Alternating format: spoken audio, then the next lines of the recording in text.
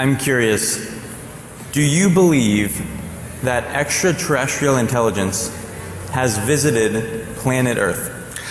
I think you can go a step further. It hasn't just visited, it's been here a long time and it's still here. Професорот од Стенфорд, доктор Гери Нолан, еден од најголемите иноватори на тој универзитет и еден од најдобрите имунолози во светот, ако не и најдобриот, човек кој го измисли најдобриот уред за диагностика на болести на крв во светот, вели дека вонземска интелигенција не само што ја посетила земјата, туку таа е тука долго време и се уште е тука, како што самиот вели. Доктор Нолан и порано го истражувал феноменот НЛО, и тоа за американската влада, а неодамна на јавна сцена искажа шокантни тврдења за вонземјаните. Доктор Гари Нолан исто така тврди дека свиркачи кои работеле на, цитирам, обратно инженерство на соборени вселенски бродови, неодамна дале доверливо сведоштво пред Конгресот. Почитуваниот истражувач е еден од најуспешните научници кои јавно го проучуваат феноменот, а бил вклучен и во медицинска анализа на луѓе кои доживеале средби со НЛО. За време на јавното интервју на САЛТ конференцијата во Њу Јорк, модераторот Алекс Клокус, основач и управен партнер на САЛТ фонд, го праша доктор Нолан: дали верувате дека вонземска интелигенција посетила планетата Земја? Мислам дека можете да одите чекор подалеку. Не само што ја посетила, туку е тука долго време и се уште е тука, одговори доктор Нолан. Знаете, луѓето зборуваат за вау сигналот во потрага по вонземска цивилизација. Вау сигнал е дека луѓето го гледаат феноменот редовно. Тоа е комуникација што е веќе тука. I'm curious, do you believe that extraterrestrial intelligence has visited planet Earth? I think you can go a step further. It hasn't just visited, it's been here a long time and it's still here. And it has basically, people talk about the wow signal, looking for extraterrestrial intelligence. The wow signal is that people see it on an almost regular basis. That's the communication that's already here. Клокус му рече на Нолан дека неговата изјава ќе биде тешко да се поверува за многумина, прашувајќи го со која веројатност. Тврди дека вонземјаните веќе не посетиле 100%, рече доктор Нолан. And that statement seems so incredible that it's tough to believe, right? Like, people hear that, and maybe a lot of people here hear that, and they don't believe it. And so I'm curious, if you had to assign a probability to that statement, that you believe extraterrestrial intelligence has visited this planet, what probability would you assign? 100%. And that's not just my opinion. I mean, look, the National Defense Appropriation Act, passed last year, signed by Biden in December. 30 pages of that is the establishment of an unidentified aerial phenomenon office, the establishment of looking into the harm that's happened to any of a number of the individuals, going back to 1945 and looking at the disinformation and misinformation that has been basically articulated over the decades. 12 US senators have signed on to a document that basically says we want the information. The establishment of an office, Arrow, in the Department of Defense has 25 people working in it right now. And what's their goal? Collecting the information across all of the U.S. Department of Defense intelligence offices, and collation of that into a uniform format for the very first time, and provision of that then to Congress. The creation of a whistleblowers program specifically that allows people from within, I'm going to say this, who've been working on the reverse engineering programs, reverse engineering of objects, so that they can come in and break their oaths, but specifically just to talk to Congress and give that information in classified settings. And that the most recent one that happened was just last weekend, and it created quite a hornet's nest in Washington. И тоа не е само мое мислење. Законот за национална одбрана, донесен минатата година, подпишан од Бајден во декември, на 30 страници бара од војската да основа канцеларија за неидентификувани воздушни феномени. Бара да се разгледаат сите случаи од 1945 и да се расчисти дезинформирањето за феноменот.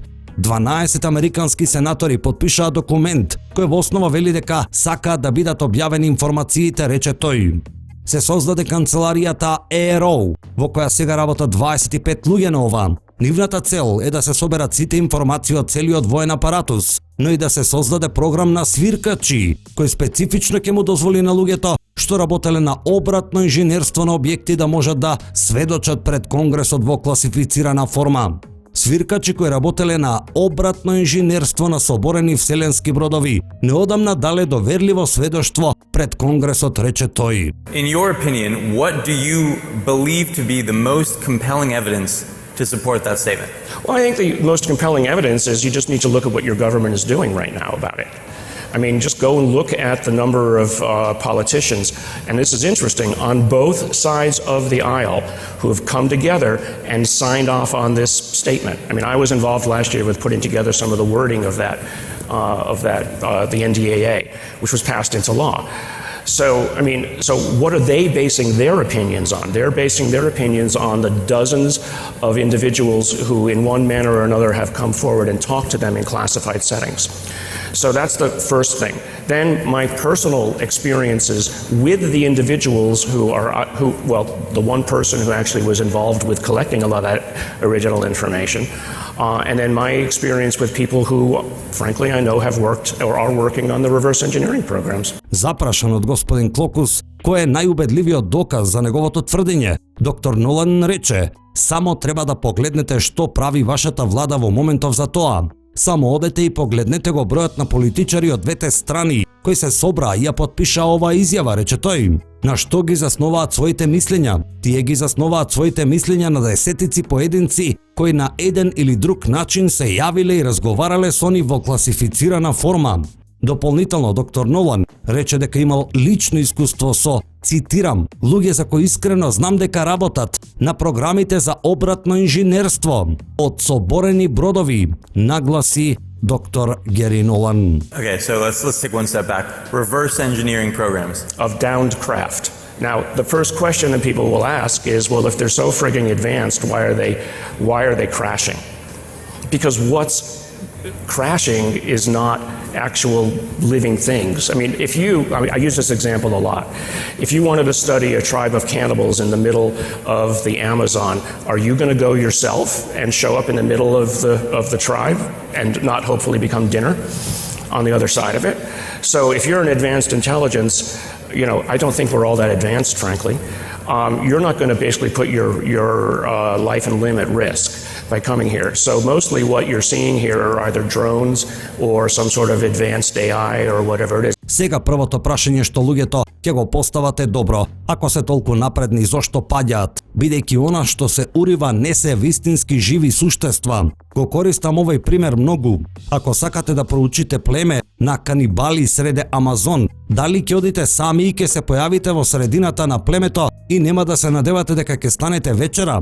Ако сте напредна интелигенција, нема да го изложите на ризик вашиот живот со доаѓањето овде. Најчесто она што го гледате овде се или дронови или некој вид напредна вештачка интелигенција, што и да е тоа. So what is it that you hope to discover out of a material? So let's just go back, just briefly, and why would you want to do it in the first place? So basically a grain of silicon, back in the 50s or 60s changed our entire culture and world, right? So something as small as that, the discovery of what you could accomplish with a little piece of germanium doped with the right elements, changed our understanding. Now, so we have multiple simultaneous sensor systems that have seen these objects go from 50 feet above the water to up to 14 miles and then back in less than a second. All right? That's just a truth. The US government has confirmed that these kinds of measurements are done. Now, they're very careful what they say. They say, well, we have no evidence of ET. Well, because, no ET is going to come walking in here and say hello, right? But if you read between the lines and the flip side of it, it does stuff that we can't do. We know that the Russians and the Chinese are not doing. And so if you can go from 0 to 5,000 miles an hour and take a right turn and not end up squished like a bug on the windscreen on the other side, if they have windscreens, then what is the physics that accomplishes that? So what that tells you is that we need to rethink our physics, first of all, to say that, well, we saw birds fly, so it took us 3,000 years when we figured out how to fly.